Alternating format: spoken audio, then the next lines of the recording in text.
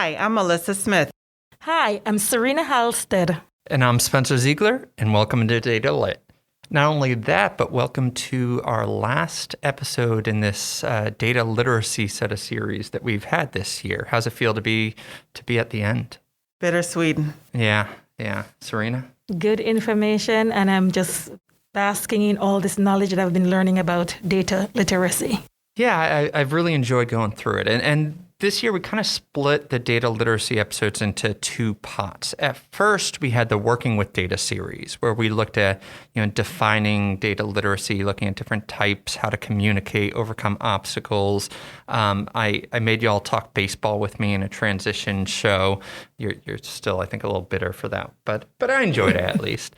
And then we transitioned to a set of interviews in our Talking Data series, talking to MTSS coaches, principals, teachers, even our own boss, DRA Senior Director Julie Malik. And so today what we're going to do is kind of take a step back and review and think back of all that we've learned and discussed on data literacy. And to ease our way into that, I'm going to give you I remember back SATs, they had those analogy kind of questions. And I always hated it, which makes me wonder what that means, why I'm forcing y'all to do it. That's a question for my therapist. But anyway, so the question is, data is to schools as blank is to blank. And this will help us kind of frame the conversation, or at least just torture y'all a little bit. So Mellisa, what is yours? So I have data is to schools like words are to a book. Ooh. Expound on that law. To me, all of the things that we kind of captured on all sort of came back to you can have data by itself, but it doesn't make sense until you understand the context, right? So for us, it's the context of school. Similarly, you can have words by themselves, but the words by themselves don't mean anything until you put them in a book and understand the story.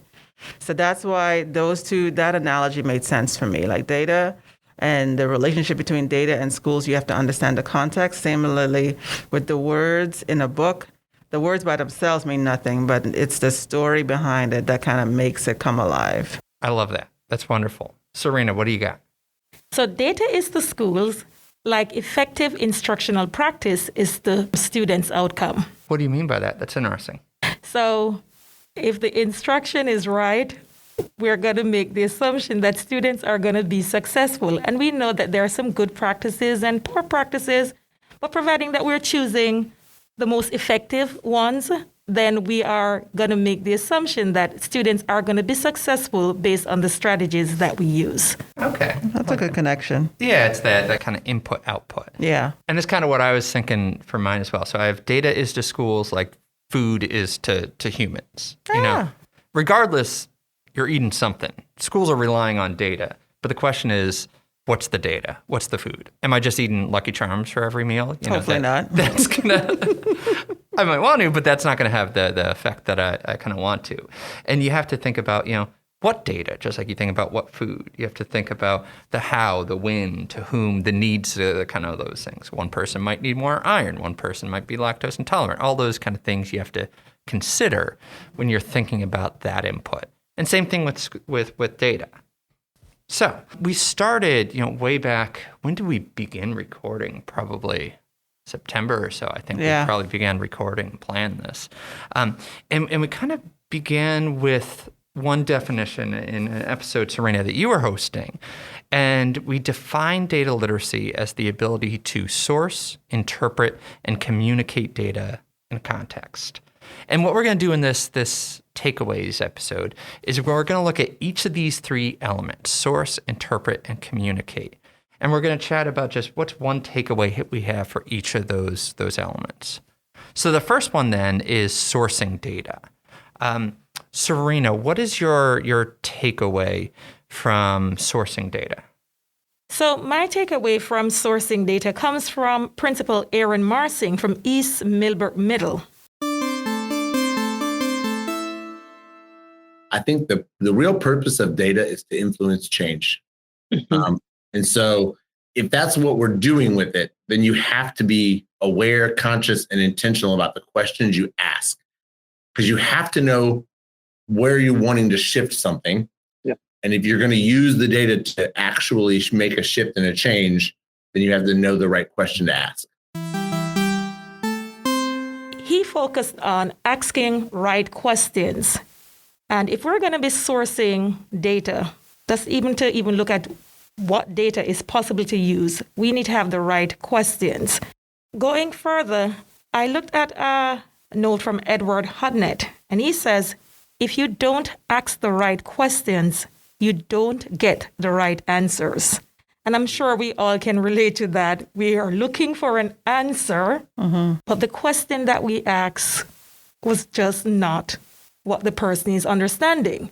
So we might get an answer, that's not what we're looking for, and we're wondering why, because we did not ask the right question. And so Edward continued to mention that a question asked in the right way often points to its own answer. Asking questions is the ABCs of diagnosis. Only the inquiring minds solve problems. And so going back to what Aaron mentioned is that we need to ask the right questions. And from starting with the right questions, then we can look for the source that we need for our data. I love that. And I love the active role it forces us to play when we're thinking about what data will address those questions. And it also makes me think of, so then, sometimes data seems as though the end product, but that quote makes me think about then the pre-planning or the pre-thinking that needs to happen. You have to have the right question first to know what right data to get. I like that thinking. Yeah, it's got me thinking. All right, Mellisa, what about you? So my quote came from something you said, Spencer, in that episode around exploring multiple measures. I would stress just don't just stop after student achievement data, which sometimes we have a tendency to do. Bernhardt points out that many educators believe that over 50% of student achievement results can be explained by other factors. That being true, if we want to change the results we're getting, we have to understand the other 50% to know why we're getting the results we're getting. The reason why I like that is that you talked about how to incorporate not just one, but multiple measures of data. And the reason why I like that is because we don't always have to have 4 types. So we talked about, the student learning outcomes and the perception and the demographic and the process data. And so the quote that you had shared with us made me think about the importance of having all 4, but if in the classroom you can't have all 4, a way to look at 2 of them. And I think you gave some really nice examples of how they're just like maybe just your student learning outcome and your demographic. That for teachers, it doesn't have to be, okay, I have to do this big expose on all 4 types. Sometimes just narrowing your focus, and as Serena just said, if you know what that question is, you can just narrow it down just a little bit so you can get a deeper understanding of the context or the question you're trying to get at. Yeah, and your 2 clips, I feel like they're speaking to each other in that I think this pandemic has taught us that the importance of not just looking at the student learning data, right, and that you need to be asking some of those questions, say, what is going on with some of these other areas, these other data types? And that might actually give you the answer you're seeking. Yeah. What about you? So mine came from the same episode, actually, that Serena pulled from. Okay. And it was actually a Forest Pines Elementary principal, Michelle Bell. And I really liked when she said this. So, I'm not going to say that we are lacking in data. What I'm going to say is that we need the time to immerse ourselves in the data. Yeah, this clip, and all the more after we're talking here, that if we're going to ask our educators to be asking the right questions and delving and doing this kind of cycle of data, then we need to make sure that we're giving them enough time. So sourcing data, providing data, that is obviously one of the first steps, but you can't just stop there. Be it from us in DRA when we give data, source data for schools or principals to teachers or teachers to students and parents, making sure we're also providing them with the tools and resources needed to interpret that data. Which then kind of brings us into that next part of the definition. It's not just sourcing data, it's also interpreting data. So How about, Mellisa, I'll start with you for this one. What's your takeaway for interpreting data? So for me, that one, my key point came from when we interviewed our two MTSS coaches.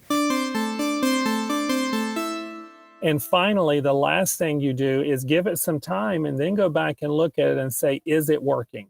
The final stage of the tips is let's evaluate our plan, and we might even need to revise our plan because it's not working, and we might need to think about doing some different solutions to address it. So it's really that cyclical process that schools go through to think about, here's our problem, putting it into place, and let's go back and revise that plan. They also talked about, giving time and evaluating. And so I thought that was important because we have to have this willingness to change course when interpreting data. And that made me think of, you can't just go in being like, okay, I have a question, I kind of have the answer. And then once you have the answer, you kind of go along. That quote made me think that there has to be a little bit of willingness to investigate and to be wrong and to go back and check and see, okay, wait, this is not what we got. Maybe I need to go back and either get different data, look at results differently, but you can't go all in 100%. You have to have that little bit of that willingness to be like, again, be a little critical of the data, have some healthy skepticism to be like, okay, maybe this didn't go, maybe I need to do something else, maybe there's another way, but not, be willing to reevaluate and come back to it. And that makes me think of the conversation we had last episode with Julie Malik and thinking about, asking those questions about completeness and impact and practicality. And what's the fourth one then, Miss? Consistency, you would mention that one? Thank you, Serena. Consistency. Those kind of go hand in hand. Yeah, Serena, what about you? So my quote comes from Kevin Ledger, and he's a team member of the instructional support at Hilburn Academy. And he referenced the idea of protocols, data protocols. Asking, encouraging a willingness to engage in data protocols. I think that this is one of the strengths when you have a team that can organize that protocol and stick to the rules of it, if you will. That can promote positive and fruitful discussions. And so, Mellisa, you were just mentioning that being able to look back and ask questions about the data. And so the idea of having protocols is having some structured based conversations already lined up for our meetings when we come to look at data. And some of the protocols can be very simple, like what do we see? What kinds of questions do we have? What other data source or sources do we need to look at? And so that idea of making sure that there's some protocol at our team meetings when we decide that we're going to talk about data, making sure that those are there and that we're following the protocols, making sure that everybody's engaging in that conversation. And, Kevin suggested something here that when we stick to the protocols, it will promote positive and fruitful discussions. And that's actually my takeaway was from a different episode, but along similar lines. And that was when we interviewed MTSS coaches, and Sandy Carter talked about why now in particular is so important to lean on those protocols. It's more important now than ever to effectively identify what's really going on with our instruction. The effectiveness of our instruction, the health of our core, and to make the best data-based decisions to ensure that all of our students get what they need to be successful. We want to take a step back, take a good look at the big picture. We have to do that in order to fix the problem. What's the data telling us? What's the data not telling us? What are the implications of both? And so tips, as Mickey expressed, team-initiated problem solving, that helps our POTs, another acronym, but it wasn't our fault, to see the big picture, to dig down to root causes, and to answer those questions.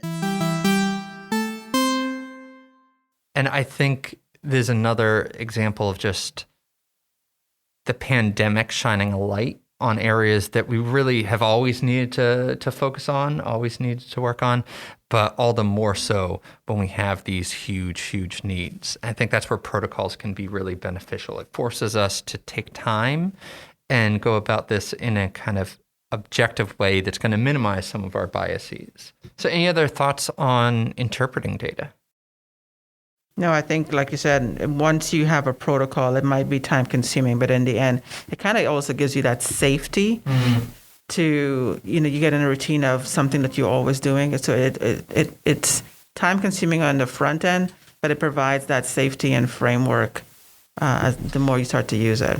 And I like that you mentioned, that time consuming. So it might be time consuming to create the protocol, but once you're sitting down in that meeting, then it becomes a time management tool. We're going to be using that protocol to get through some things that we need to focus on today. So it does keep our focus in meetings. True. So thinking of it as less spending time and more investing time. Yeah. Yes. Because you get it back on the back end, be it in the meeting to prevent me from going off on weird tangents about like Lord of the Rings for some reason, but also then in terms of the impact it has in answering those questions that, like you, Serena, brought up earlier that are pushing this. Right.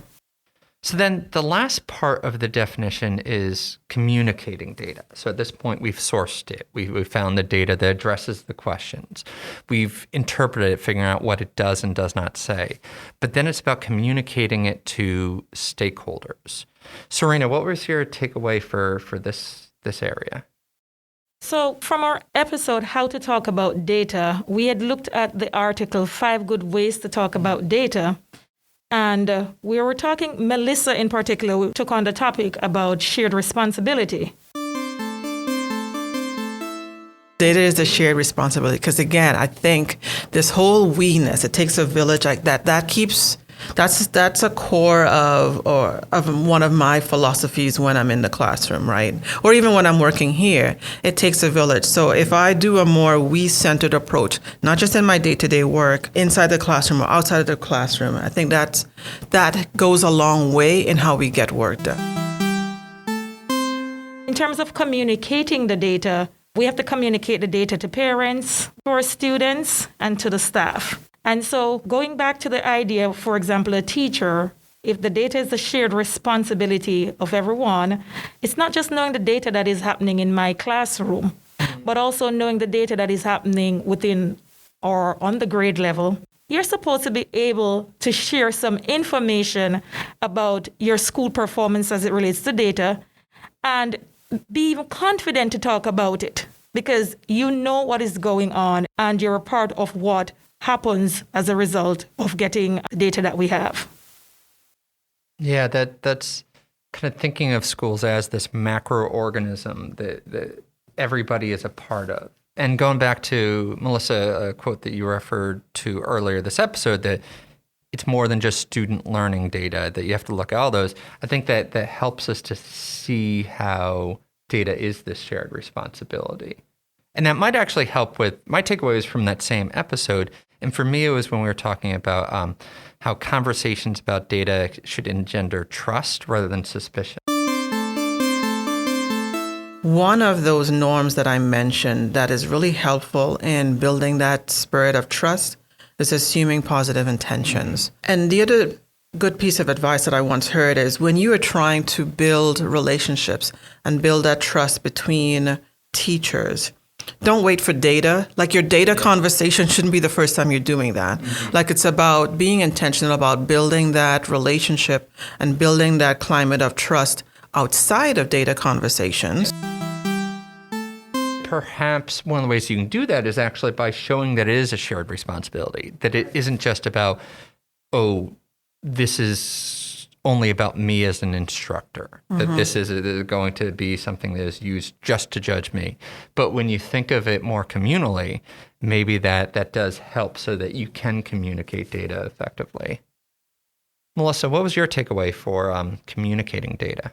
So what resonated with me over these series is the episode where we spoke to the teachers about talking to data.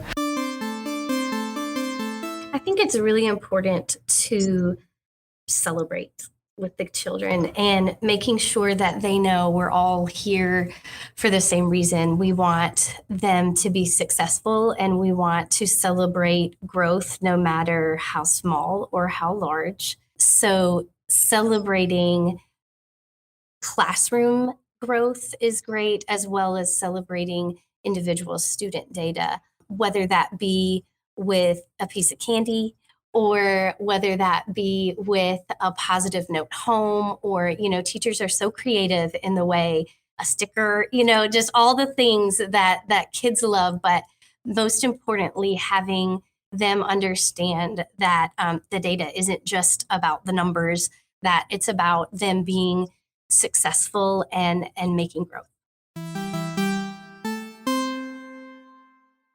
Particularly, I liked how each of them talked about data and this sense of celebration. And typically, you don't think of those two things together, data and celebrating. But I liked how they gave us these examples to kind of help understand. We've been sort of trying to emphasize the need for data to come alive. You have to understand the context. And I thought that was important to create this culture where data is used to inform and uplift. And that kind of goes back to what you were saying about, again, developing this sense of trust rather than suspicion. And I think if you think of data to celebrate, that kind of helps you make that mind shift. And Mellisa, Spencer, going back to what you said about in the data conversation engendering trust, and then Mellisa, you talked about the culture. And so one of the ways we can get that positive culture when we look at data is to encourage individuals to ask questions about the data.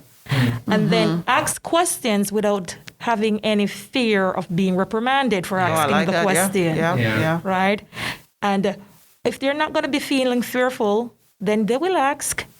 And then whatever the outcome of the data is, we celebrate the good and we work on improving what we don't like about it. And all that, one of my big takeaways from last year, we did that feedback series and we dove deep in terms of the research and all these like really technical approaches.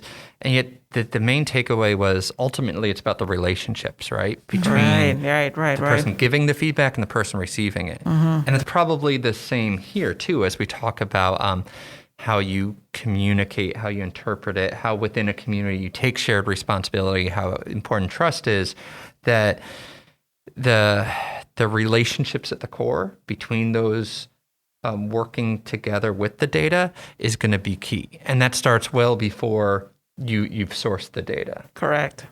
I agree. Yeah, and it also kind of goes back to, Mellisa, your analogy that it's the story we craft around the data that really matters. That this isn't just, we're not a water company that just there's just a pipe and just the data goes through and then your job is done. Right. It's how we craft it so that it can be uplifting and empowering and celebratory. I think that's important to remember as we source data, as we interpret it, and as we communicate it. Okay, so that brings us to the end of our pair of data literacy series, the Working with Data and Talking Data. Thank you, Mellisa and Serena, for chatting about data with us these past 10 episodes. Thank you to Logan Foster for providing the theme music throughout these series. And thank you, listeners, for joining us on this ride. If you want to check out some of these episodes that we referenced, or if you want to ask us some questions, dive into some of the resources we provide, you can do so at www.wcpss.net/datalit. And we look forward to talking to you next time. Take care. Bye.